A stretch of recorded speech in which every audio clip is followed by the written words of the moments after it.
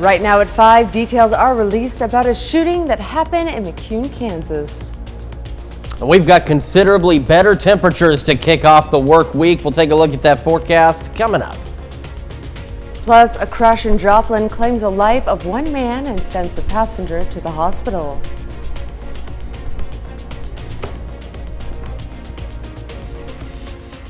The 4 states' most watched news starts now. Good morning, 4 states, and welcome to the KOAM Morning News. The time now is 5 a.m. I'm Caitlin O'Shaughnessy. I'm Chris Warner. So it is another Monday here in the 4 states, and this Monday is signaling much better. Much better. weather. It's very nice out. It is. So I was able to drive in with without the air conditioning on this morning. It was very pleasant outside. It's a little bit chilly for August standards out there, but after last week, we will certainly take it. We're looking live at the MoDOT camera 20th and Range Line, and we are looking great so far as we get our morning started and as kids get on the bus this morning. Wow. I almost need a jacket. Almost. As we're going to be upper 50s at 7 a.m. with mostly clear skies, light northeast breeze at about 5 to 10 miles an hour. And as they get on the bus home this afternoon, we'll have some increasing clouds. And it's going to be, of course, a bit warmer, so no jacket required. But we'll be in the low to mid 80s with that northeast breeze still going about 5 to 10 miles an hour. As we get our morning started, it is absolutely pleasant out there. A little bit cool. We're talking low 60s as we start the day. And we're going to go into the mid 70s by late morning. We'll also see some increasing cloud cover out there. Now, there is the opportunity, or unfortunately, the likelihood that the warm temperatures are going to make a return, but we have several days before they get there. The other concern, though, that we have this week, even though we're going to have great temperatures, most of the days below average, we're looking at the air drying out, talking about humidity levels dropping pretty low over the next few days. That could lead to some fire danger and some burn danger out there. So, of course, you'll want to monitor your local authorities for burn conditions, but otherwise, again, below normal temperatures for the week ahead. We're going to take a full look at your forecast and Tropical Storm Idalia here in just a few more minutes. Caitlin? Thanks, Chris. A fatal crash in St. Clair County, Missouri claims the life of a 59-year-old man. The crash occurred on Sunday at 11:25 a.m. on Missouri 13 in Collins. A 2005 Suzuki motorcycle carrying 59-year-old Jesse Ray of Aurora and 42-year-old Jean Ray, also of Aurora, failed to yield to a 2003 Harley-Davidson carrying 60-year-old Ronald Wallace of Bolivar, Missouri.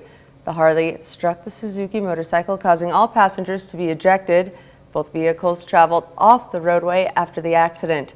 Jesse Ray died on scene. The other 2 people involved in the accident sustained serious injuries and were life-flighted to Cox South and Mercy Springfield. A crash in Berry County, Missouri claims the life of an adult woman and a child. The crash occurred on Friday at 9:20 p.m. 3 miles west of Monet. It happened when a 2014 Subaru Legacy failed to stop at a stop sign and traveled into the path of a 2000 Chevy Silverado. After impact, both vehicles traveled off the roadway. The other 2 passengers in the Subaru were transported to Mercy Hospital of Joplin with moderate injuries. And an Arkansas man is dead and a woman is injured after a crash on I-44 in Joplin. Police say it happened around 11 Saturday morning near mile marker 6. They say 32-year-old Ryan Malone was driving east at a high rate of speed when he fell off the road, hit a guardrail, went down a ditch, then over the I-44 mainstream ramp before traveling down an embankment. Malone died from his injuries. A female passenger sustained moderate injuries. And 2 people were injured after a boat capsized Saturday on the Lake of the Ozarks. It happened around 3 p.m. Saturday at Public Beach Number 2. Authorities say 3 people were on board. 2 of them received moderate injuries. The third was not injured. The Missouri State Highway Water Patrol is investigating the cause of the crash. A Cherokee man learns his sentence for a non-fatal hit and run that happened in Pittsburgh last year. On Thursday, a judge sentenced Brian Walward to 8 months in prison. Walward was then served an 18-month probation. The judge also ordered Walward to pay more than $30,000 in restitution to the victim who survived the hit and run. The hit and run happened on October 28, 2022 in the 1400 block of East 14th Street. A Southeast Kansas woman enters a plea deal for the death of her 2-month-old infant. Rebecca Dobbs of Gass, Kansas, entered a plea of no contest to involuntary manslaughter, which means she accepted the conviction as though she entered a guilty plea but not admitting guilt. In 2022, prosecutors charged Dobbs with first-degree murder and aggravated endangering of a child. In June 2023, prosecutors amended the murder charge to involuntary manslaughter. Last week's plea deal dismissed the aggravated endangering of a child charge. The court scheduled a sentencing date of November 6, 2023. The attorney for the McCune, Kansas man accused of fatally shooting his grandson has requested a bond reduction.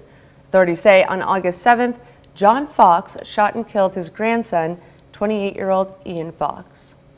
There are also new details in the case about what led to the shooting.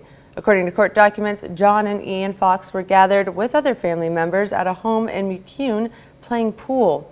They then say John Fox did not want to play anymore and went outside and refused to come back in. The documents say later that Ian Fox went outside.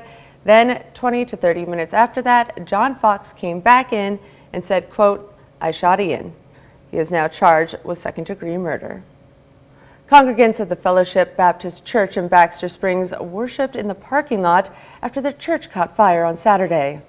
Authorities say it happened around 4:30 Saturday. When firefighters arrived, they noticed smoke coming from the back of the building where classrooms are located. No one was injured in the blaze. Following protocol, the state fire marshal has been called in to help with the investigation. And a teenager is dead and 4 other people are injured after a shooting at a high school football game Friday night in Oklahoma. It happened in Choctaw near Oklahoma City. Authorities say the shooting started from an argument during the game between Choctaw and Dells City high schools. They say the teenager killed was not a student of either school. 2 people, a 42-year-old man and a, quote, young female, were also shot. 2 other women suffered broken bones while trying to escape. Police have not arrested anyone at this point, but they are looking for a person of interest. And in Arkansas, it was a dangerous situation inside one middle school classroom after police say a student armed with a kitchen knife was threatening a teacher. Luckily, no one was hurt. Brett Rains has more from school police. I don't believe that this student is affiliated with any kind of gang or any kind of group. You know, this was an isolated incident. This is not involving anyone else. Police say there were only 2 students inside the Ramsey Middle School classroom Tuesday morning when one student started being disruptive. Police say the student threatened the teacher with a kitchen knife. They were able to get the student in the hallway till the assistant principal and school police officer got there to help. The police officer was able to subdue the student and get the knife away. The student was arrested and is facing numerous charges, including aggravated assault and having a dangerous weapon on school property. Fort Smith School's police lieutenant Eric Huber says he's not aware of any other threats made by the student who was arrested and says police are still investigating, including what happened before the student brought the knife to school. Our administration, I'm sure, is going to look into that to see if there is any bullying, anything like that that had occurred. And to make sure that, you know, if there was, to take care of that and make sure that the rest of our students and staff are safe in the school as well. Ramsey is one of the largest middle schools in Fort Smith with more than 830 6th through 8th grade students. Huber says there's always a police officer there when needed. We have a full-time police officer that's stationed there from the time that everybody gets to school in the morning, from the time that everybody leaves. And I believe that was part of the quick response that we had in order to alleviate this whole situation. According to the Fort Smith Public School District, an investigation is underway. That's a look at this morning's top stories and weather in our first 7 minutes. Coming up on the KOAM Morning News, a tornado swept through Michigan and in its wake destroyed a haunted house that was beloved by many. Plus, do you take fish oil? Then you might want to listen up. The benefits of fish oil might be overstated. And the 100-degree temperatures are gone. We'll have what to expect this week with Chris and weather. You're watching the KOAM Morning News. We'll be right back. A psychological thriller delves into the horrors of dating, and America in Black wraps its first season. Dania Bacchus has those stories and more in your Eye on Entertainment report.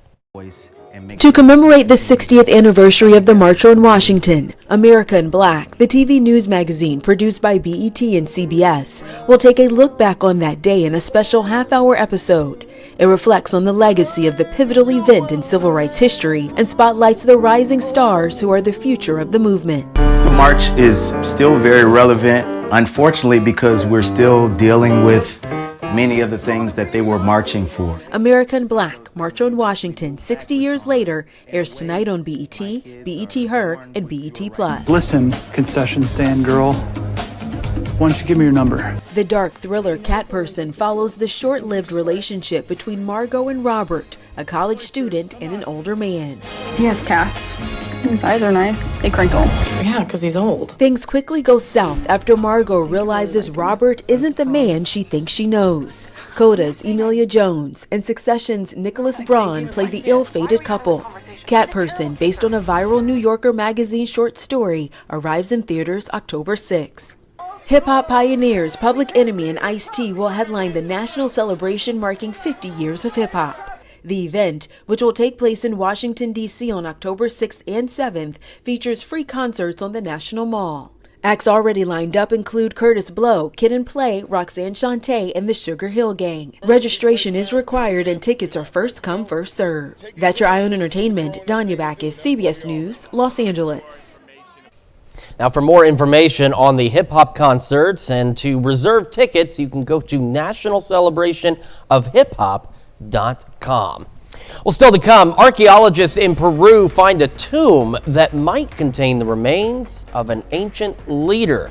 Plus, we've got another look at the heading into September forecast when the KOAM Morning News returns. Welcome back to the KOAM Morning News. 5:17 now on this Monday morning across the area, and what a great start to the week we've got. It's so much cooler, so much better out there. Let's take a look around the area. MoDOT camera, 20th and Range Line, looking good. A few more cars starting out on the roadway. And the MoDOT camera at US 60, Missouri 59, south side of Neosho, looking great as well. And same from the KDOT camera at 69 and East 520th Avenue, of course, just south of Pittsburgh. And it is, again, a beautiful start out there. Our camera, 7th and Range Line, great clear skies right now. 60, feels like 60. Look at that dew point, 56 instead of 76.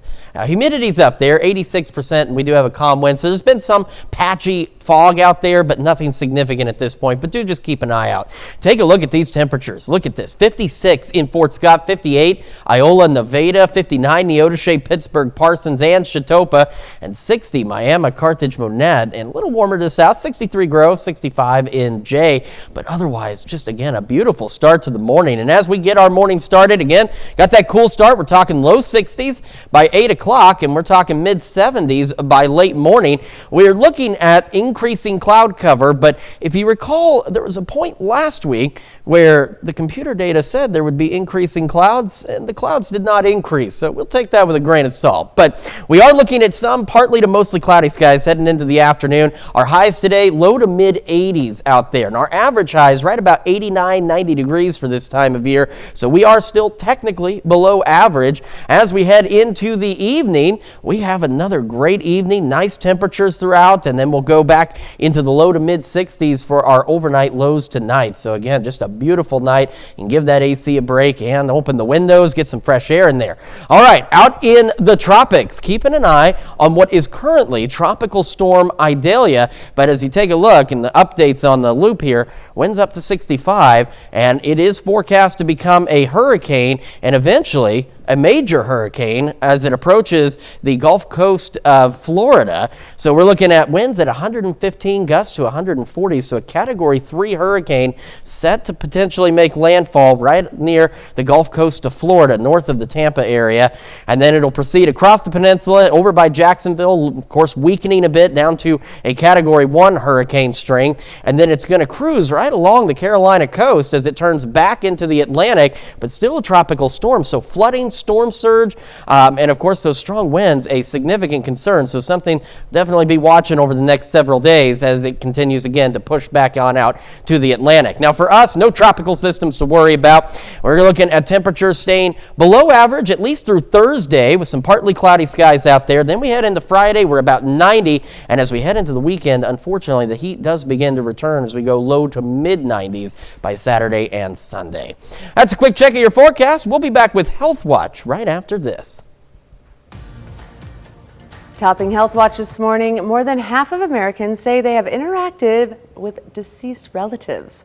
The Pew Research Center recently surveyed more than 5,000 adults in the U.S.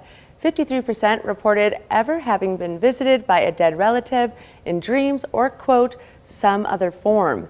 44% said they experienced one of the following in the past year: feeling a dead relative's presence, telling a late family member about their lives, or having a deceased relative communicate with them.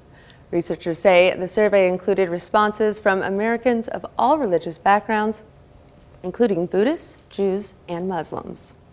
And hundreds of thousands of children across the U.S. are losing their Medicaid coverage, even though experts say the vast majority continue to qualify. In April, states regained the power to kick off those deemed ineligible for the health insurance program.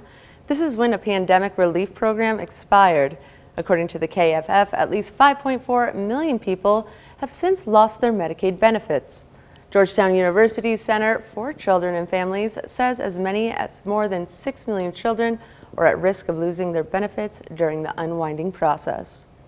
And fish oil supplements may not be as good for you as you would have been led to believe.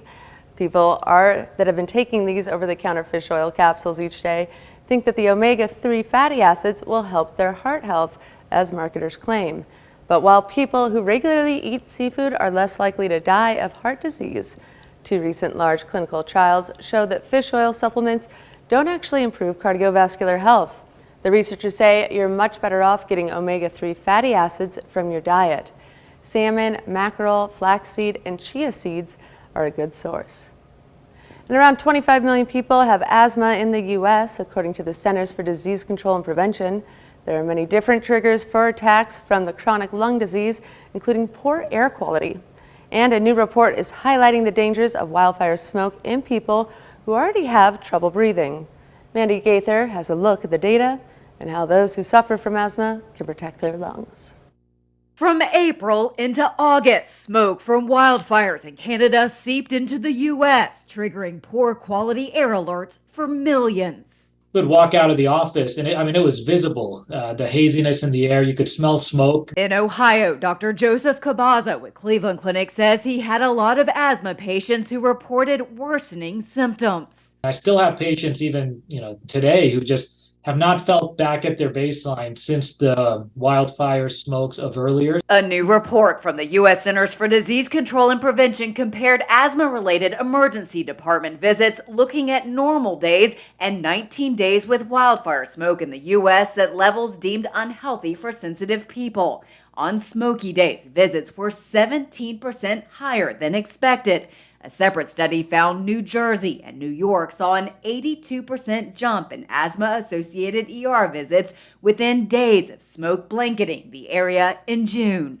All of our air is going to have these tiny particles in it during the worst times of wildfires. Cabaza says that's why it's important for people with asthma to do their best to control it. He says medicines can help. You should also pay attention to local air quality conditions. When it's poor, stay inside if you can. If you go out, use an N95 respirator mask and consider air filtration at home. That's going to be very helpful getting out these tiny particles that really can irritate people from asthma and really keeping out those particles from your home. The doctor says being aware of asthma symptoms is key. He says oftentimes people with controlled asthma can simply use their short-acting inhaler before being exposed to poor quality air to offset symptoms. That's a look at some of today's top health stories. You're watching the KOAM Morning News. Yeah, we've got ourselves a nice start to our Monday. We've got pretty decent temperatures for the majority of the week. We'll take another look at your forecast when the KOAM Morning News returns. Right now at 5:30, George Washington Carver Monument hosts its 7th annual Storytelling Day. We've got a beautiful start to our Monday. Some cool temperatures out there, and we're going to remain below average for the next several days. We're going to look at your forecast coming up. Plus, the town of Baxter Springs hosts a meet and greet for its community. The 4 states' most watched news starts now. Good morning, 4 states, and welcome to the KOAM Morning News. I'm Caitlin O'Shaughnessy. I'm Chris Warner. It is now what, about almost 5:30. Yes, it is. It's a Monday. We're getting along. Slowly but surely, we are getting there. But remember, we talk about it every time. Once we get past Monday, we're on that downhill run to Friday. Absolutely. That's all we have to do. Start the week off right. Shall we, Chris? That's what we're going to do. And the weather is certainly cooperating, allowing us to start the week off right. We've got some nice temperatures out there this morning. Definitely not seasonable for this time of year, but nobody complaining after what we went through last week. Those heat index values pushing 120, in some cases close to 130 degrees. Nothing like that in our forecast this week. Live look at the MoDOT camera, 20th and Range line. We are looking great so far. And as kids get on the bus this morning, not a bad start, a little bit on the cool side as we go upper 50s at 7 a.m. Last Friday we were upper 70s near 80 at 7 a.m. So a nice change. And as we head into the afternoon, we're looking at some increasing cloud cover. That bus brings them home a little bit warmer as well, but still below average as we're going right around 83. The northeast breeze about 5 to 10 miles an hour. As we get our morning started, it is a great start out there. Looking at increasing cloud cover through the day, so partly to mostly cloudy skies. But check out these temperatures starting in the low 60s by late morning, heading into the mid 70s out there. Just again, a beautiful day across the area. There are some changes on the way, unfortunately, and some other concerns we're looking at in terms of humidity. We'll talk about all of that here in just a few more minutes. Caitlin? Thanks, Chris. Well, some people have no choice than to stay out of the heat that we've been experiencing this past week because they work in it. As Michael Hoffman reports, they say it's all about being prepared for summer's outrageous temperatures. It can be dangerous. Shiloh Smith has been working as an air service technician for 10 years now. He says the job in the heat never gets easier, especially with the record numbers we've been seeing. Just listen to your body. Make sure you can tell that if you're getting dehydrated, if you start to get a headache or anything like that. That's one of the signs that I usually feel is a headache first, and then I'll stop for a minute, get a break, and get a drink of water, things like that. So it does get very, very hot. So Shiloh makes sure when he leaves for his jobs, he packs plenty of water in this cooler before he gets to work cooling down our homes. He says his job is at its hottest when he's working in attics. And over time, he's developed a system for staying cool. Get up there and get your work done as fast as you can. Know what you're going up there to do. Take the tools that you need so you're not making multiple trips. And get what needs to be done in attics done as quick as possible. But it's not just HVAC. Lawn care companies are outside all day, but they're also making sure their employees are staying hydrated with hydration boosters like Liquid IV, which is packed with electrolytes to stretch water further. It helps the body hydrate, and that seems to be making a big difference. And so we're keeping that stuff supplied to them so that they can keep going. They're also providing other products to help cool down their employees. We've got an ice maker at the shop, so everybody gets their cooler filled in the mornings. We provide bottled water, and that's one thing the guys are sure to do is make sure that their cooler is stocked up. And we've also got cooling towels where they can dip in the cold water and put them on their neck to get a little bit of relief that way. The U.S. Postal Service says it encourages all of its employees to bring water, ice, and wear protective clothing like hats on their mail routes.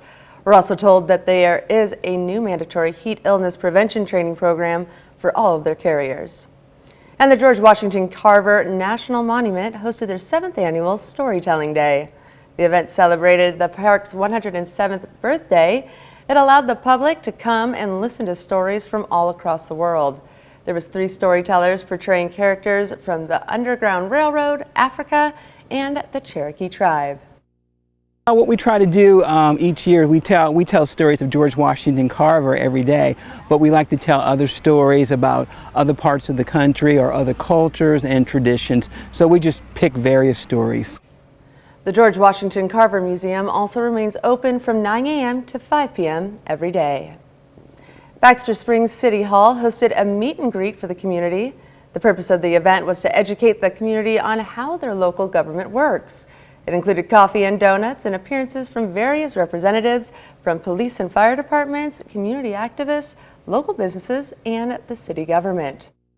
We had so many citizens that had questions from different areas in the city. So my city superintendent and I put together this event so that we've got all of our departments here. The event ran from 9 a.m. and concluded at 11 a.m. And Ride for Autism kicked off Saturday morning in Joplin. The ride started at Cycle Connection and ended at Happy Jack's Tavern in Seneca. The rides were free to the public. Ride for Autism t-shirts and merchandise were available, and all proceeds went to the area's school foundations to create sensory rooms for individuals with autism. The proceeds from our event today is going to go to the autism community. So whether it's swimming lessons or water safety, physical fitness and awareness for being physically fit as an autistic person. And then of course we're always going to donate back to our local schools and their foundations. Over 20 area businesses sponsored or donated items. Body and Soul Transformation Fitness Center in Joplin held a Health and Hope showcase for the community. It included fitness classes, a kids zone, open gym, and raffle prizes with merchandise discounts. The event was an opportunity for Joplin residents to get to know the center and staff members. We want everybody in the community just to feel welcome and to have a family-friendly environment. So that's what we try to offer here, is something for everybody in the family from, ages 5 to 100. We have a kids zone and just want a family-friendly atmosphere. Vendors were set up around the gym promoting different health and wellness businesses. And this weekend, the city of Monette hosted a repurposed fair festival. The event began at 11 a.m. yesterday morning, and the purpose of the festival was to get to know the community while browsing various crafts and goods. It included a pet parade with prizes and an acoustical guitar performance. So about 10 years ago, we were working on the early stages of our Monette Main Street, and we were thinking about how we could take a blighted space down here on Front Street and turn it into a pop-up market. So we thought vintage, repurposed, recycled, and craft kind of concept would be a good concept for us. So we decided to start the Repurpose Fair. The Repurpose Fair Festival is an annual event. And that's a look at our top news stories coming up on this half hour of the KOAM Morning News. The hunt for the Loch Ness Monster is on. We'll take a look at how new technology is helping the hunt for an elusive beast. Plus, the youngest son of Pablo Picasso passes away at the age of 76. We'll have the latest. You're watching the KOAM Morning News. We'll be right back, but first, here's a live look from Pittsburgh as Little Balkans Days kicks off today.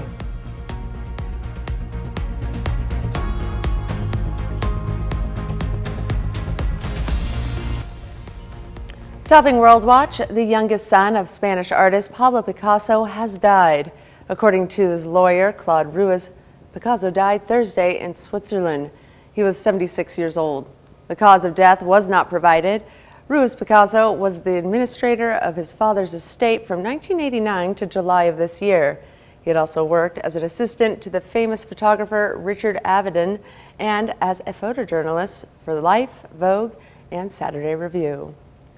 Family members of at least 3 U.S. Marines killed and 20 others injured in an Osprey crash on a remote island in northern Australia are beginning to learn the devastating news. But there are positive updates this morning from officials who say 12 Marines have been treated at a local hospital.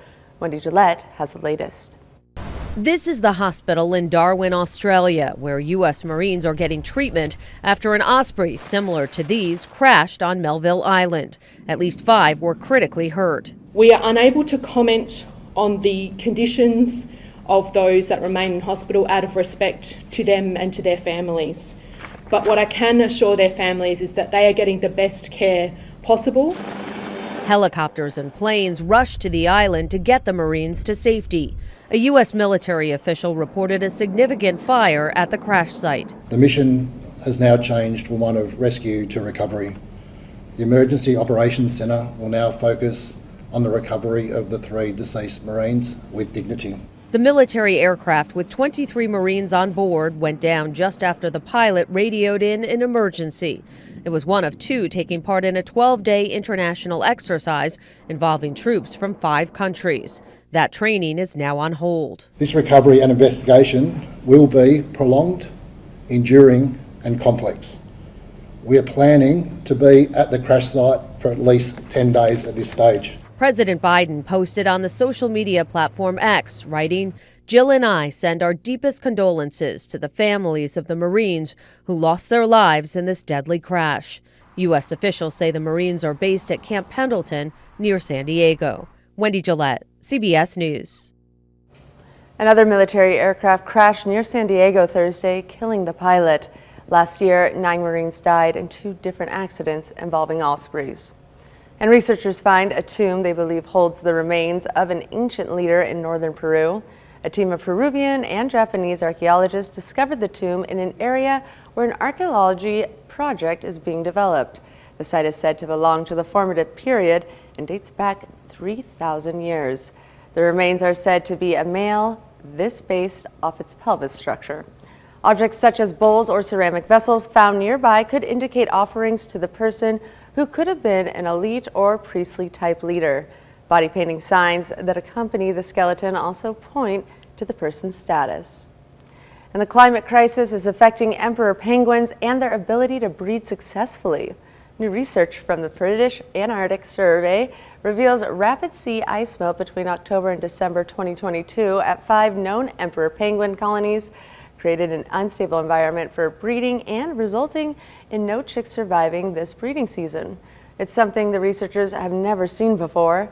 The penguins depend on strong sea ice connection to the shore for chick rearing, protection, and for hunting. Without it, the chicks are left vulnerable to the harsh weather conditions and predators. A baby gorilla is adjusting to life at an Australian zoo. 10-month-old Caius has already had a difficult time at the Mogo Wildlife Park. At just a day old, he was diagnosed with sepsis pneumonia. For fear he wouldn't make it, the zoo's director, Chad Staples, stayed up with Caius all night. He held him like he would a child, letting the tiny gorilla sleep on his chest. The gorilla has since moved to a separate enclosure. And it's swim lesson time for 2 adorable Humboldt penguins at England's Chester Zoo. Just 3 months old, Rob and Ryan got their feet wet for the first time after shedding their fuzzy baby feathers and leaving their nest. In an effort to bring awareness to the threatened species, these guys are named after Ryan Reynolds and Rob McElhenney, the owners of the beloved soccer team, Club Wrexham AFC. Humboldt penguins are known for the charismatic personalities and unique black and white markings. 2 giant pandas who have called the U.S. home for more than 20 years are headed back to China. The pandas, named Mi Zhang and Tia Tia, along with their cub, will leave the National Zoo in Washington. They have been there since 2000, when an agreement between a Chinese conservation group and the zoo was signed. The group says that only about 2,000 pandas remain living in the wild. Visitors have until December 7th to say their goodbyes. And that's a look at some of your biggest headlines from around the world. We'll be right back. Welcome back to the KOAM Morning News on this Monday morning. Coming up now on 5:47 a.m. on this Monday again. So we are at Monday, but it's all right. We've got a really nice start to the week. We have, for the most part, a pretty decent week ahead of us, and then unfortunately the heat will return. So let's talk about all that. Let's look outside. MoDOT camera, 20th and range line, looking good. Same from the MoDOT camera at US 60 and Missouri 59 on the south side of Neosho, and the KDOT camera at 69 and East 520th Avenue. We've got, again, a just wonderful start across the area. Very comfortable temperatures. You're not going to need the AC at 6 o'clock in the morning, because these temperatures are great. Look at this. We're sitting at 60 in Joplin. Got clear skies. Look at that dew point, 56 instead of 76. Our humidity is up there at 86% with a calm breeze. We have seen some patchy low-lying fog. Nothing too serious at this point, but if you are commuting this morning, just be aware there may be some patchy fog in some places, especially in the rural areas across the region. Temperatures out there this morning are very fall-like. We're almost at like October temperatures right now. 55 in Iola, 57 Fort Scott, 59 Yates Center, Lamar, Pittsburgh, Parsons, and Neodesha, 61 Chatopa, Miami, and 60 in Carthage and Neosho. So a very below average start for us today. Again, not that anybody's complaining. given what we went through last week. As we get our morning started, we're going to be into the lower 60s by 8 o'clock. Could see some increasing clouds, so we're looking at partly to mostly cloudy skies, going mid-70s by late morning.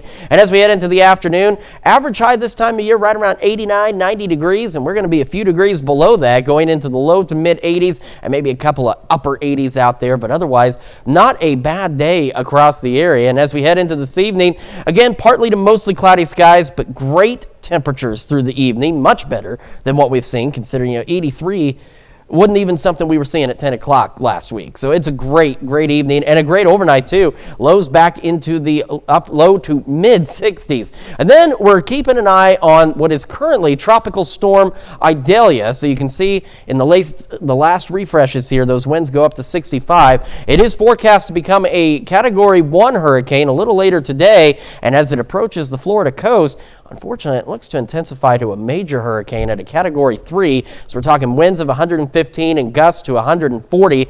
It'll hang on to at least low-grade hurricane status as a Category 1 as it crosses the panhandle of Florida and exits back out into the Atlantic. And as it skirts the Carolina coast, still tropical storm status, so a wide area of concern, especially with flooding, storm surge, and of course winds out there as Idalia continues to push off into the Atlantic. So something we'll be keeping an eye on. As for our weather, we are looking though at the possibility of our humidity levels dropping pretty low as we head later into the week.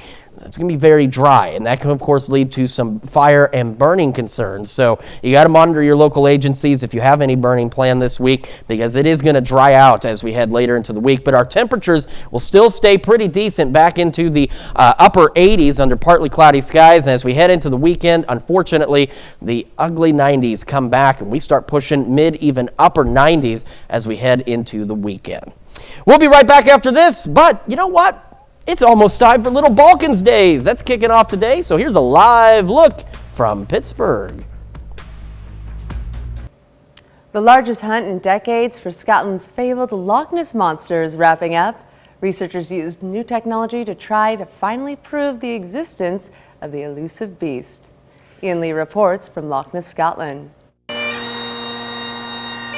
There's a mystery lurking in the north of Scotland. In this land of mountains, mist, and music, the legend of the Loch Ness Monster looms large. Do you want to believe? Yes, definitely, of course. Yeah, I mean, that's why I'm here. I mean, I wouldn't have trekked out in this weather to see nothing. Caroline McNamara from New Jersey joined hundreds of volunteers in the largest search in 50 years. Unfortunately, we didn't see much today because of the weather.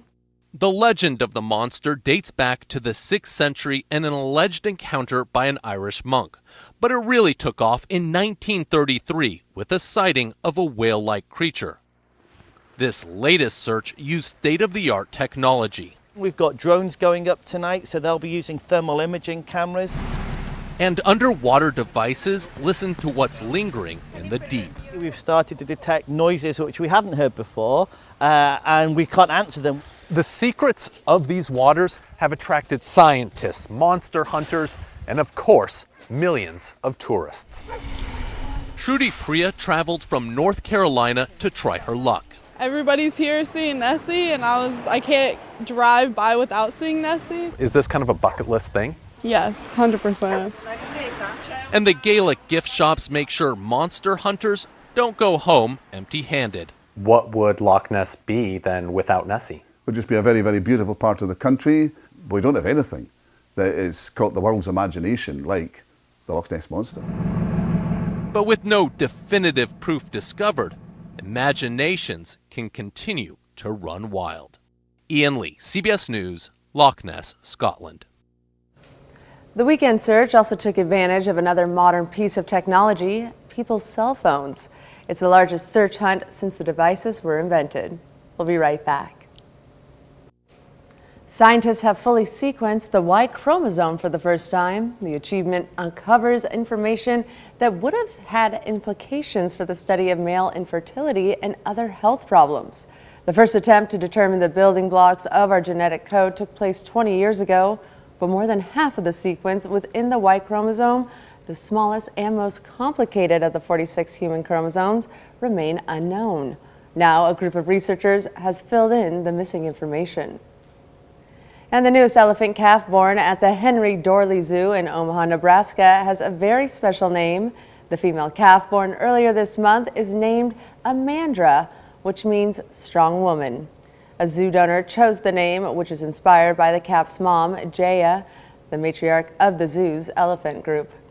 Zoo officials say Amanda now weighs 290 pounds and is getting used to her habitat. The zoo's elephant manager says Amandra is interacting with her siblings.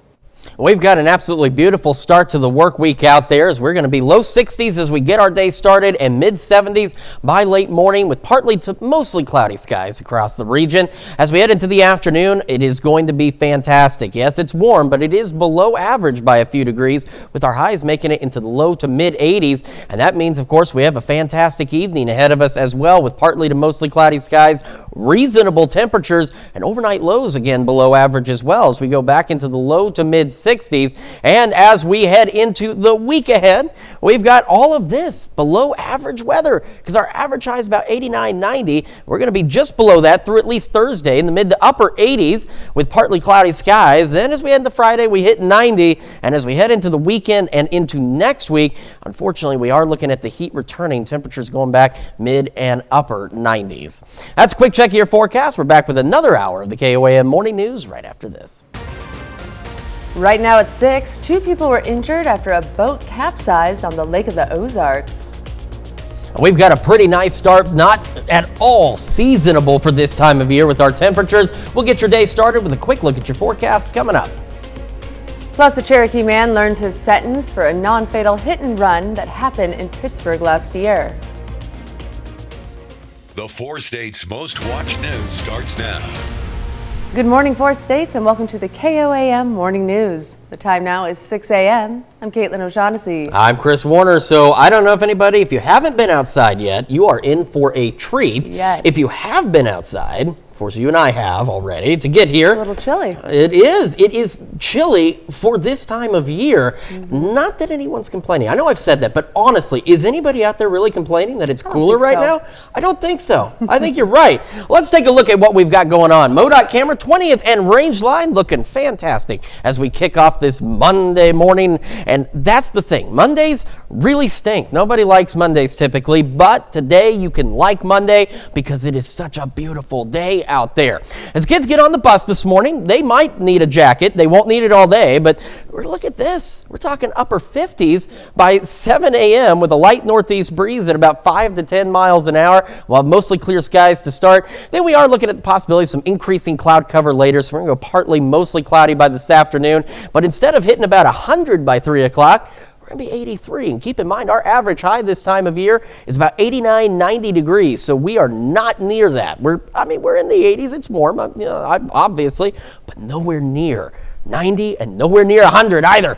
As we get our morning started, we're talking low 60s by 8 o'clock, and again, some increasing clouds out there, partly to mostly cloudy skies by late morning, and we're going to go mid 70s by 11 a.m.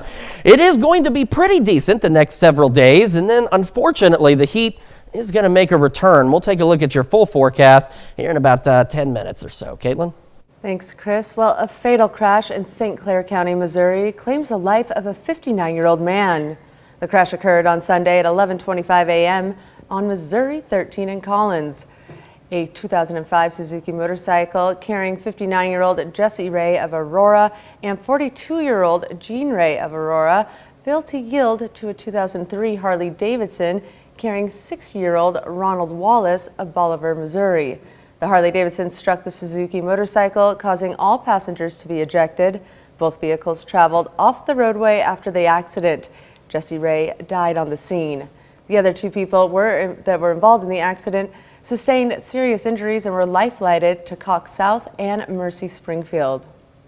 And a crash in Berry County, Missouri claims the life of an adult woman and a child.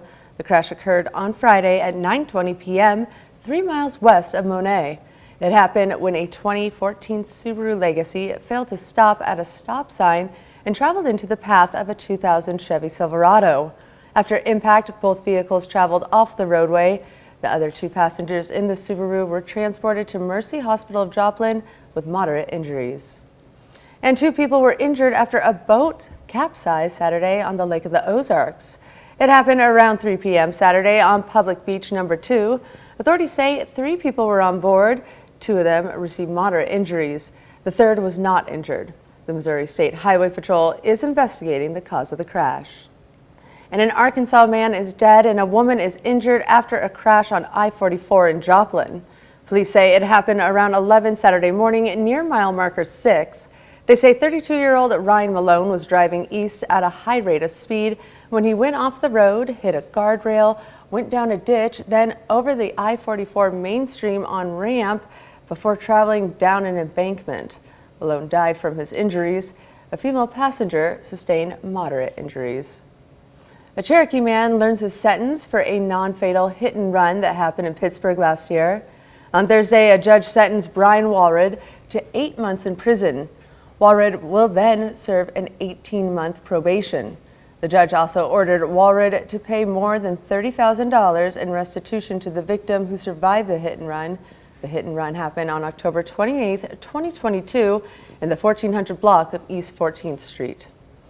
Congregants of the Fellowship Baptist Church in Baxter Springs yesterday worshiped in the parking lot after their church caught fire on Saturday. Authorities said it happened around 4:30 on Saturday. When firefighters arrived, they noticed smoke coming from the back of the building where the classrooms were located. No one was injured in the blaze. Following protocol, the state fire marshal has been called in to help with the investigation. A teenager is dead and 4 other people are injured after a shooting at a high school football game on Friday night in Oklahoma. It happened in Choctaw near Oklahoma City. Authorities say the shooting started from an argument during the game between Choctaw and Del City high schools. They say the teenager killed was not a student at either school. 2 people, a 42-year-old man and a, quote, young female, were also shot. 2 other women suffered broken bones while trying to escape. Police have not arrested anyone at this point, but they are looking for a person of interest. And the attorney for the McCune, Kansas man accused of fatally shooting his grandson has requested a bond reduction. Authorities say on August 7th, John Fox shot and killed his grandson, 28-year-old Ian Fox. There are also new details in the case about what led to the shooting. According to court documents, John and Ian Fox were gathered with other family members at a home in McCune playing pool. Then they say John Fox did not want to play anymore and went outside and refused to come back in. The documents say later Ian Fox went outside, then 20 to 30 minutes after that, John Fox came back in and said, quote, "I shot Ian," end quote. He is now charged with second-degree murder. A Southeast Kansas woman enters a plea deal for the death of her 2-month-old infant. Rebecca Dobbs of Gass, Kansas, entered a plea of no contest to involuntary manslaughter, which means she accepted the conviction as though she entered a guilty plea, but not admitting guilt. In 2022, prosecutors charged Dobbs with first-degree murder and aggravated endangering of a child. In June 2023, prosecutors amended the murder charge to involuntary manslaughter. Last week's plea deal dismissed the aggravated endangering of a child charge. The court scheduled a sentencing date of November 6, 2023. And that's a look at this morning's top stories and weather in the first 7 minutes. Coming up on the KOAM Morning News, we learn more about the 3 victims of a tragic shooting at a Dollar General store in Jacksonville, Florida over the weekend. Plus, Trump's campaign says it has raised $7.1 million since he turned himself in. And Chris Werner returns with another look at your Monday forecast. You're watching the KOAM Morning News. We'll be right back, but first, here's a live look from Pittsburgh as Little Balkan Days kicks off today.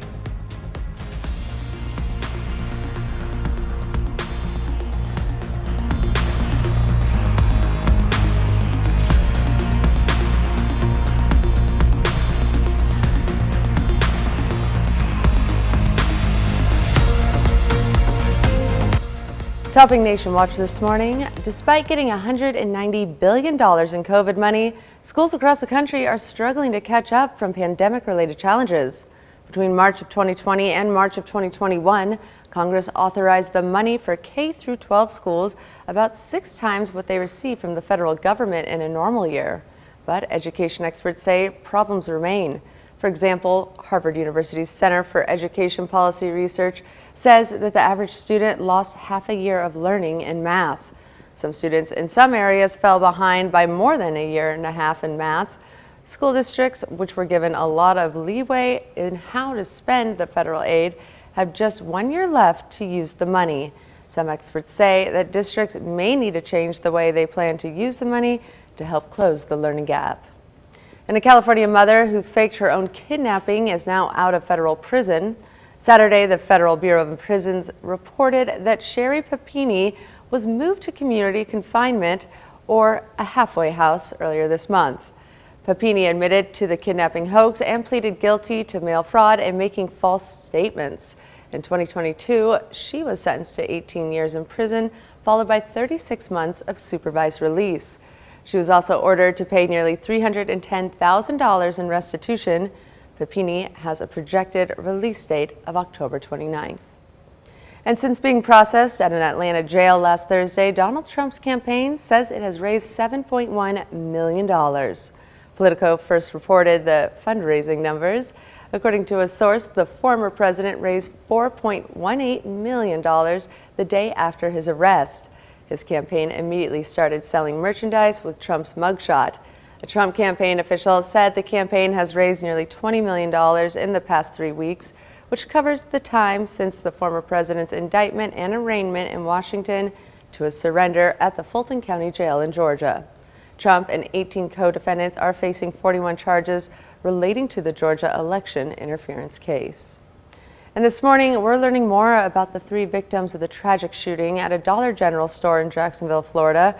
All 3 who were shot and killed were black. The suspect, a white man, also turned the gun on himself. Police described the attack as racially motivated. CBS News correspondent Wendy Gillette has more from New York, and we want to warn you that some of the images may be disturbing. The families that have lost someone. A city in mourning. Residents of Jacksonville came together for a prayer vigil after police say a white man gunned down 3 black people at a Dollar General store Saturday. No more division.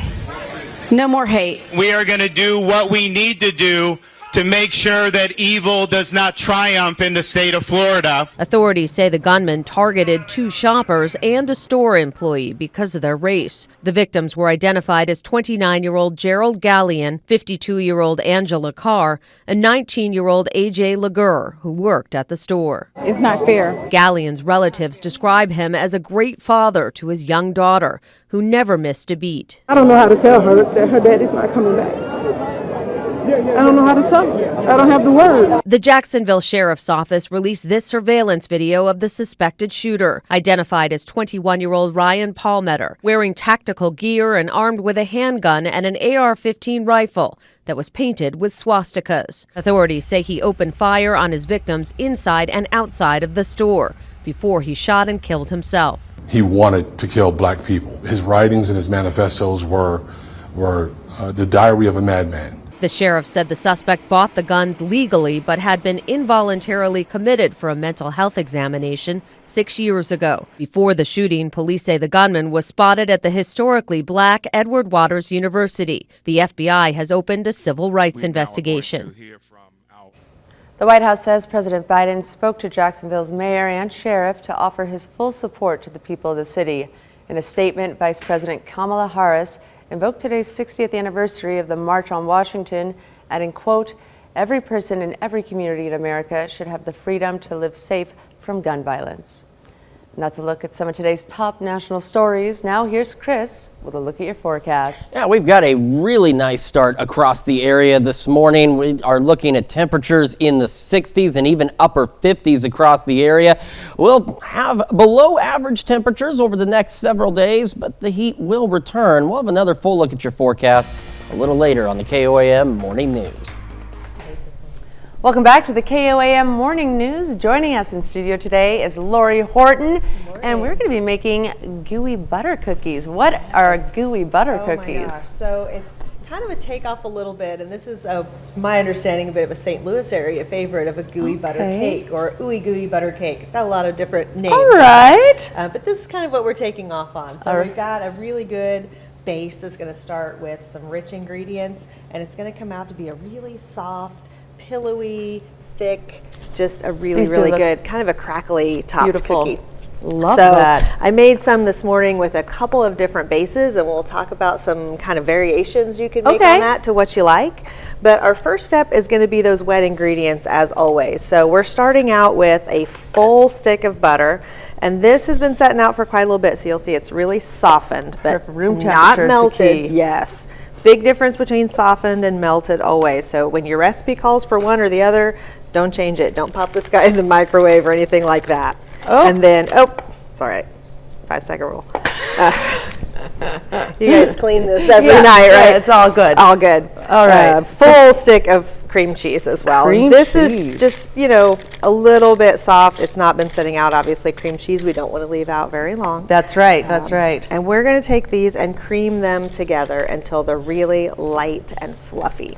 So it's going to take just a second. I'm going to make a little bit of noise here for a sec. All right. And get these going. It's going to just get light colored.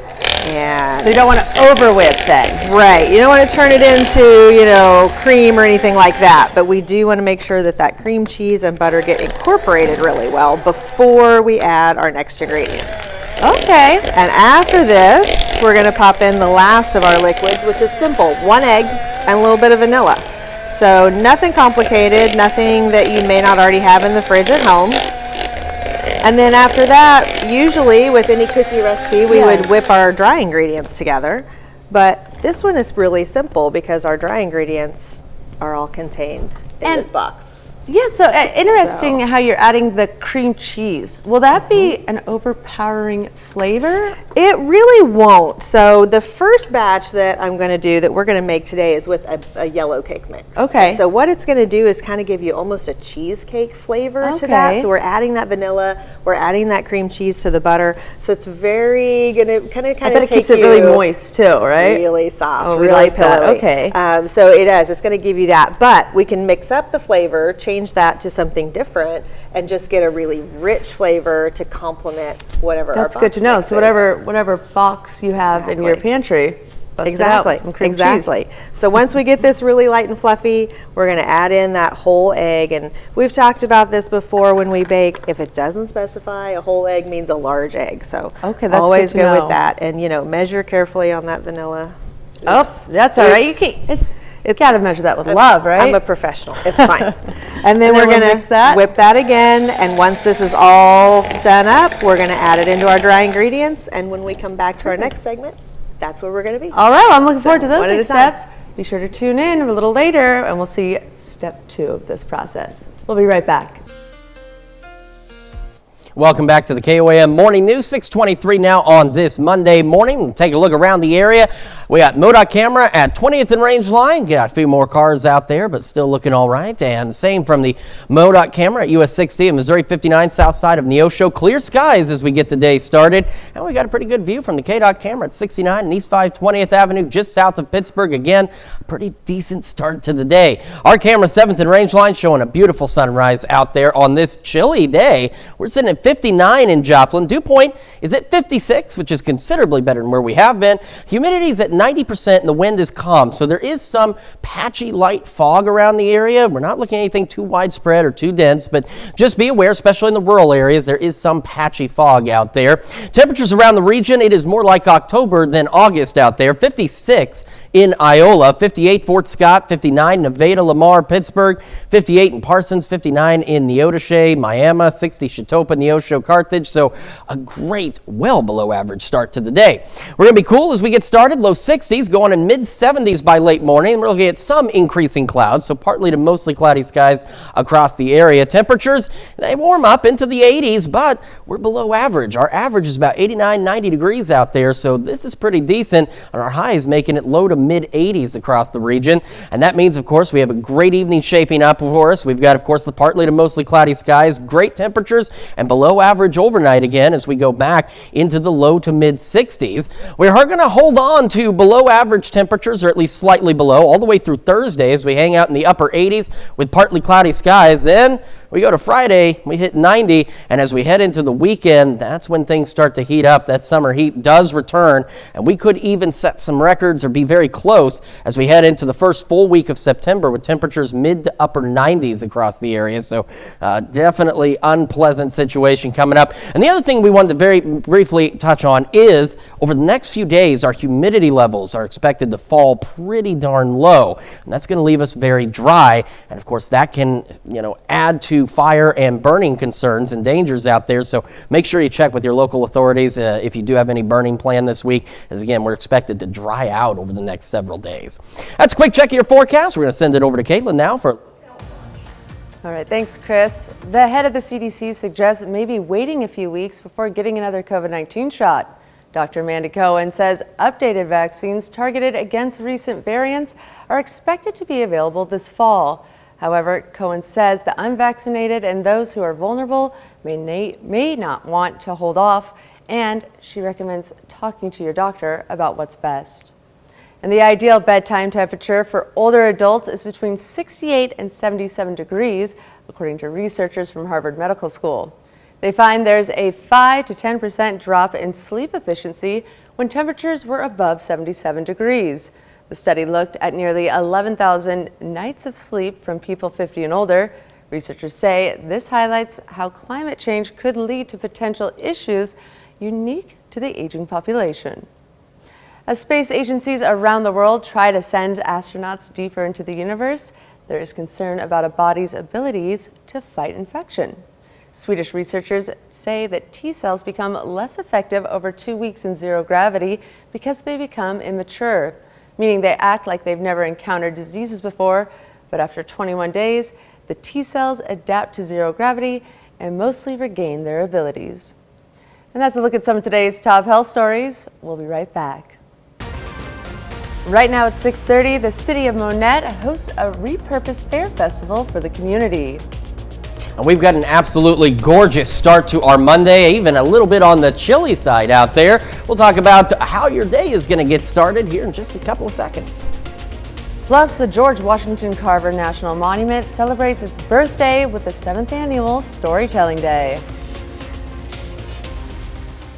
The 4 states' most watched news starts now. Good morning, 4 states, and welcome to the KOAM Morning News. The time now is 6:29 a.m. I'm Caitlin O'Shaughnessy. I'm Chris Warner. So, okay, I said a couple of seconds. I really meant like a minute. Oh. I hope nobody at home set a stopwatch and went, it's been 2 seconds and I haven't seen a look at the forecast yet. So you never know. People at home, they give the people what they want, Chris. Let's hear that forecast. That's what I'm going to do, and I'm going to tell you about some great stuff in our forecast. Let's take a look outside. MoDOT camera, 20th and Range Line, looking great so far this morning. We got clear skies out there, although we will start to see some increasing cloud cover a little later. As the kids get on the bus, it's a little bit on the chilly side. We're talking upper 50s out there at 7 a.m. and a light northeast breeze at about 5 to 10 miles an hour. And then we head into the afternoon. We'll start to see some increasing cloud cover across the area, which will go, partly to mostly cloudy, and then not bad. Look at this. Low 80s by 3 o'clock. And keep in mind, on Friday, we were close to 100 when they were getting home, and our average high is about 89, 90 degrees, so well below average out there. As we get our morning started, we are cool. If you haven't been outside, boy, it is great. You can keep the windows down in the car this morning. So we go low 60s by 8 o'clock. We'll warm eventually into the mid 70s by late morning, and again, we'll start to see some increasing cloud covers. So going partly, mostly cloudy. We are going to remain below average for the next several days, but the heat will eventually make a return to the 4 states. We'll have a full look at your forecast here in just a few more minutes. Caitlin? Thanks, Chris. Well, Baxter Springs City Hall hosted a meet and greet for the community. The purpose of the event was to educate the community on how their local government works. It included coffee and donuts and appearances from various representatives from police and fire departments, community activists, local businesses, and the city government. We had so many citizens that had questions from different areas in the city. So my city superintendent and I put together this event so that we've got all of our departments here. The event ran from 9 a.m. and concluded at 11 a.m. This weekend, the city of Monette hosted a repurposed fair festival. The event began at 11 a.m. yesterday morning. The purpose of the festival was to get to know the community while browsing various crafts and goods. It included a pet parade with prizes and an acoustical guitar performance. So about 10 years ago, we were working on the early stages of our Monette Main Street, and we were thinking about how we could take a blighted space down here on Front Street and turn it into a pop-up market. So we thought vintage, repurposed, recycled, and craft kind of concept would be a good concept for us. So we decided to start the Repurpose Fair. The Repurpose Fair Festival is an annual event. And the George Washington Carver National Monument hosted their 7th annual Storytelling Day. The event celebrates the park's 107th birthday. It allows the public to come and listen to stories from all across the world. Today, there was 3 storytellers portraying characters from the Underground Railroad, Africa, and the Cherokee tribe. What we try to do each year, we tell stories of George Washington Carver every day, but we like to tell other stories about other parts of the country or other cultures and traditions. So we just pick various stories. The George Washington Carver Museum also remains open from 9 a.m. to 5 p.m. every day. Ride for Autism kicked off Saturday morning in Joplin. The ride started at Cycle Connections and ended at Happy Jack's Tavern in Seneca. The rides were free to the public. Ride for Autism t-shirts and merchandise were available, and all proceeds went to area school foundations to create sensory rooms for individuals with autism. The proceeds from our event today is going to go to the autism community. So whether it's swimming lessons or water safety, physical fitness and awareness for being physically fit as an autistic person. And then of course we're always going to donate back to our local schools and their foundations. Over 20 area businesses sponsored or donated items. Body and Soul Transformation Fitness Center in Joplin held a Health and Hope showcase for the community. It included fitness classes, a kids zone, open gym, and raffle prizes with merchandise discounts. The event was an opportunity for Joplin residents to get to know the center and staff members. We want everybody in the community just to feel welcome and to have a family-friendly environment. So that's what we try to offer here, is something for everybody in the family from, ages 5 to 100. We have a kids zone and just want a family-friendly atmosphere.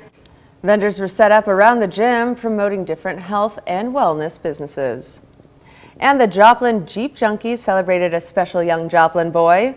The birthday boy, Cooper, is a 3-year-old that is battling leukemia, and for his birthday this year, his family wanted to do something extra special.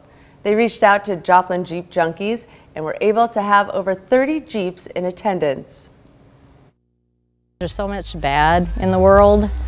To know that there's so much good, and it's not ever focused on the good. We seem to hear more bad than we do good, and we've got a great club. We're a family-friendly club, and that's what we need in the community. Where I cry at and I get so emotional is he's so strong and he's so good at it. And we get up on Monday mornings and we're like, we got to go to work. Well, he gets up on Wednesday mornings, he's got to go get chemo, and he is smiling and just kicking through it like a trooper. Cooper received his first battery-powered Jeep on his birthday, and he is now part of the Joplin Jeep Junkies. And if you're looking to add paddle boat winner to your resume, Carthage has just the event for you. Carthage hosted their annual paddle battle. KOAM's Jasmine Knight has the story. At Kellogg Lake, Carthage hosted the 2023 Paddle Battle. Teams represented by different local businesses get together to construct and then race their very own paddle boat. The rules are basically the rafts have to be of homemade construction, no element of a factory-built boat of any sort. A lot of the boats they just do 4 barrels and a platform, and they just paddle. This event was hosted by Vision Carthage, an organization that prides itself in the beautification of Carthage, Missouri. Vision Carthage actually started in 2011. A jury study was done over the city of Carthage just on some different things that we could do to just beautify and better the community. And from there was a board that was created. Paddle Battle also features various food trucks, clothing, and other activities, with all proceeds going towards Vision Carthage. We really just want to be able to use the proceeds to support us in our endeavors with our different projects and our programs that we offer throughout the year. As for the next Paddle Battle, the event is free to the public to check out, or Or if you're looking to race, now's the time to start thinking about what award you would like to win. It's pretty much open to their own creativity, what type of boat they build. We do awards for the fastest, but also the most creative. We do an award for the one that's the most likely to sink and so on. So really, we're just here for fun. So even if you're the most experienced paddler or just here for the ride, the 2023 Carthage Paddle Battle has everything for you. Reporting in Carthage, Jasmine Knight, KOAM News. You can check out Carthage Paddle Boat's Facebook page for more information on the next battle. And that's a look at our top news stories coming up on this half hour on the KOAM Morning News. Netflix has already announced the end of its DVD mailing service on September 29th. And we've got ourselves a great start to the week, and we've got below average temperatures for the next few days. Take a look at that forecast. We'll be right back right after this. In Consumer Watch this morning, U.S. Commerce Secretary Gina Raimondo has kicked off a 4-day trip to China for meetings with government and business leaders in Beijing and Shanghai. Secretary Raimondo says her goals include strengthening commercial relations and boosting travel and tourism between the world's two largest economic powers. This is the first time a U.S. Commerce Secretary has traveled to China in 7 years. And President Biden says he's concerned over a potential auto workers strike. Friday, the United Auto Workers announced that an overwhelming 97% of union members voted to authorize a strike if contract negotiations fail with the big three, U.S. automakers Ford, General Motors, and Stellantis.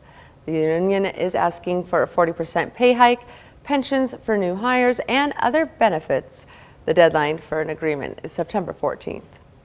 And Netflix has already announced the end of its DVD mailing service on September 29th. But now there's some good news for those subscribers. The company says after that date, it will no longer charge customers for unreturned discs, essentially allowing users to keep them for good.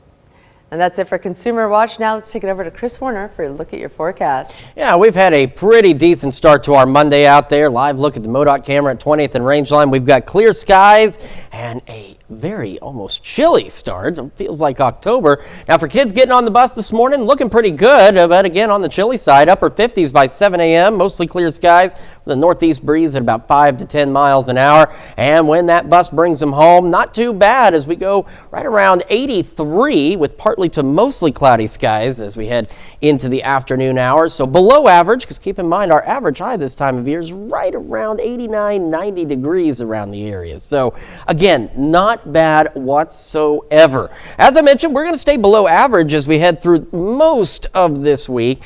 And then the summer heat will make a return, unfortunately. We'll take another full look at your forecast here in just a few more minutes. Plus, it's almost time to celebrate birthdays and anniversaries. Those are coming up after the break. But before we do any of that, these fine folks in New York are getting ready for CBS Mornings. So let's see what they've got coming up on CBS Morning. I'm Tony DeCopo. Coming up on CBS Mornings, we are kicking off our new week-long School Matters series with a close look at a school that is embracing AI in the classroom. That's right, and it's coming up on CBS Mornings. All right, time for some Monday birthdays here in the 4 states. We're going to start in Riverton with Kevin Phillips, celebrating the big number 6. Happy birthday, Kevin. And happy 9th birthday to Timber Robinson over in Nevada, Missouri. With love from Mom and Dad. And we've got Harmony Davidson celebrating birthday number 10. Says we love you very much from Mom and Papa. Finally, we have Lily Fagan, who's turning 12 today. Happy birthday, Lily. And we've got Easton Jesse celebrating birthday number 12 as well over in Frontenac. Happy birthday, Easton. Taking it over to Oswego, Kansas, we have Lily Shoulders, who also is turning 12. And Jace Blackburn celebrating birthday number 13 in Parsons. Welcome to the teen years, Jace. With love from Nana and Papa. I love that. And over in Thayer, Kansas, Drew Johnson is also turning 13. Welcome to the teenage years. Best years of your life. Oh, tell me about it. We've got JC Marlowe celebrating Sweet 16 in Bronson. Says happy birthday, love Mom, Dad, and Joey. All right, and happy 19th birthday to Aiden Wheat in Lawrence. Your message says, happy 19th birthday, Aiden Wheat. from your family in Parsons. And in Stella, we've got Sean Doty celebrating birthday number 36. Happy birthday, Sean. And happy 36th birthday to Jessica Honshell over in Carthage. And in Pittsburgh, Jeannie Johnson celebrating birthday number 66. Happy birthday. Happy 76th birthday to Wib Moen. It says here, happy birthday from your girls. We love you. And we've got Richard Mason in Girard celebrating birthday number 82 with love from his family. Happy birthday, Richard. And over in Savinburg, Kansas, happy birthday to Lori Shue. And Faith Mustaine in Altamont celebrating another year wiser. Happy birthday, Faith. Over in Columbus, LaDonna Smith is celebrating her birthday today. And in Columbus as well, Kay Amix celebrating a birthday today. Happy birthday, Kay. All right, and now we got an anniversary, Dale and Melody Carnes. It's their second anniversary over in Joplin. Congratulations, you two. All right, and our birthday list continues. This is a big one today. We've got Bob Robinson in Baxter Springs celebrating birthday number 86. And happy birthday to Alice Mussa over in Cherokee. And Barbara Frank in Columbus celebrating a birthday today. Happy birthday, Barbara. Let's not forget Leela Grant over in Scammon, Kansas. Happy birthday. And we've got Brad Stover in Columbus celebrating a birthday. Happy birthday, Brad. We got another Columbus, Frank Fennel. Happy birthday, Frank. All right, the party in the bus for sure. And last but certainly not least, Diana Carter getting a whole screen all to herself. Happy birthday to Diana in Pittsburgh. Man, this list went on and on and on. Hey, we could have made a whole morning show. Yes. That is how it's supposed to be. Caitlin, how can they help us keep this up? Well, all you have to do is just send us an email to birthdays@koamnewsnow.com. Include pictures and a message, and we'll give you or your loved ones a big shout out on our morning show. All right, and a check of our forecast now. Boy, we have got an absolutely October-like day outside. Beautiful view from the MoDOT camera at 20th and Range Line. Clear skies in Neosho as well from the MoDOT camera at US 60 and Missouri 59. And from the KDOT camera at 69 and 520th Avenue. Another beautiful start to the day out there. So let's take a look now at our camera at 7th and Range Line. Looking great. Mostly clear skies. Chilly, 59 out there. That dew point down to 56. Humidity's up at 90% and the wind is calm. So as noted earlier, we have seen some patchy light fog in some areas, mainly in rural locations. So nothing too crazy, not a lot of dense fog or anything. But if you are traveling, especially in the rural areas, just watch out for some of that patchy fog this morning. And check out these very October temperatures. Look at this. Fort Scott, Iola, 55. 59, Yates Center, Neodesha, 58. Parsons, Pittsburgh, Lamar, 60 in Carthage and Chautauqua, 59 in Miami as we get this day started. And we will progressively warm up. It will be warm, but we'll still be below average.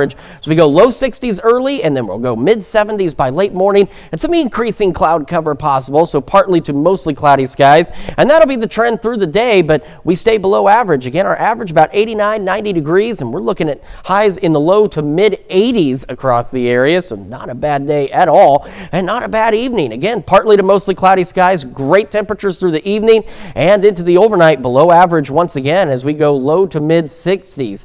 And then we're keeping an eye on what is currently Tropical Storm Idalia as it continues to strengthen, and as you can see too, it has not been moving a lot, but eventually expected to become a hurricane later today and continue to track off toward the Florida coast. And this is where the concern is it's now expected to become a major hurricane, a Category 3, so we're talking winds 115 miles an hour, gusts upwards of 140 as it makes landfall a little later this week in the next couple of days. Still Category 1 status as it proceeds across the panhandle of Florida into southeastern Georgia with winds at 75. And then it'll cruise with the center of circulation hanging out over the Atlantic right along the Carolina coast and still be tropical storm status out there as it pushes off to the east. So lots of concerns with flooding, storm surge, and winds across parts of the southeast over the next couple of days. So something we'll be keeping an eye on for sure. As for us, of course, no tropical systems here. We are going to stay below average at least through Thursday as we go into the upper 80s, partly cloudy skies. By Friday, we're 90, and heading into the weekend and next week, our temperatures go back into the mid to even upper 90s. And a quick note for this week, we're expecting the humidity levels to drop over the next 2 or 3 days fairly significantly, leaving us quite dry. So that could, of course, present some fire and burning concerns. So just make sure you check with your local authorities before you do any of that. And then, as I mentioned, heading into next week, we could set or get close to some records next week, first week of September, as we again go back into the mid to upper 90s. So enjoy this week while it lasts, because summer is going to come back with a vengeance. Well, coming up when the KOAM Morning News switches over to Fox 14 at 7 a.m., New York, Paris, and Milan have Fashion Week, and the Minnesota State Fair has a fashion show all their own. We'll take you there. Here's a check of today's top headlines, the news you need to know before you head out the door. 2 people were injured after a boat capsized Saturday on the Lake of the Ozarks. It happened around 3 p.m. Saturday on Public Beach number 2. Authorities say 3 people were on board. 2 of them received moderate injuries. The third was not injured. The Missouri State Highway Water Patrol is investigating the cause of the crash. And a fatal crash in St. Clair County, Missouri, claims the life of a 59-year-old man. The crash occurred on Sunday at 11:25 a.m. on Missouri 13 in Collins. A 2005 Suzuki motorcycle carrying 59-year-old Jesse Ray and 42-year-old Jean Ray, both of Aurora, failed to yield and hit a 2003 Harley-Davidson carrying 60-year-old Ronald Wallace of Bolivar. The Harley-Davidson struck the Suzuki motorcycle, causing all passengers to be ejected. Both vehicles traveled off the roadway after the incident. Jesse Ray died on the scene. The other 2 people involved in the accident sustained serious injuries and were life-flighted to Cox South and Mercy Springfield. And an Arkansas man is dead and a woman is injured after a crash on I-44 in Joplin. Police say it happened around 11 Saturday morning near mile marker 6. They say 32-year-old Ryan Malone was driving east at a high rate of speed when he went off the road, hit a guardrail, went down a ditch, then over the I-44 mainstream on-ramp before traveling down an embankment. Malone died from his injuries. The female passenger sustained moderate injuries. And congregants of the Fellowship Baptist Church in Baxter Springs yesterday worshiped in the parking lot after their church caught on fire. Authorities say it happened around 4:30 Saturday. When firefighters arrived, they noticed smoke coming from the back of the building where classrooms were located. No one was injured in the blaze. Following protocol, the state fire marshal has been called in to help with the investigation. And that's a check of today's top headlines, the news you need to know before you head out the door. And as you head out the door, we are looking at below average temperatures today, low to mid 80s with partly to mostly cloudy skies through the afternoon. As we head into the evening, we are still below average, staying nice, and overnight, low to mid 60s across the area. And then, as we head through the rest of the week, we'll have upper 80s, so still a bit below average through at least Thursday. And then as we head into Friday, Saturday, and Sunday, unfortunately, the summer heat making a return, so we go back low to mid 90s. All right, well, coming up today at noon, we're making pepperoni pizza chicken in the Mr. Food Test kitchen. And your morning news continues on KOAM with CBS Mornings. Have you ever seen a bizarre food video and thought, how can they eat that? Well, coming up on CBS Mornings' TikTok Famous series, a viral sensation explains how they use recipes to cook up comedy gold. Or you can switch on over with us on Fox 14, where your only local morning news continues. This morning, a man vacationing with his family on the Jersey Shore found a message in a bottle. Now he needs help finding who sent it off on its own journey, all the way across the Atlantic. Plus, Lori Horton coming back in the studio to finish making those ooey gooey butter cookies. But that's going to wrap it up for us for now. We will be back here tomorrow morning at 5 a.m. And we'll see you today at noon.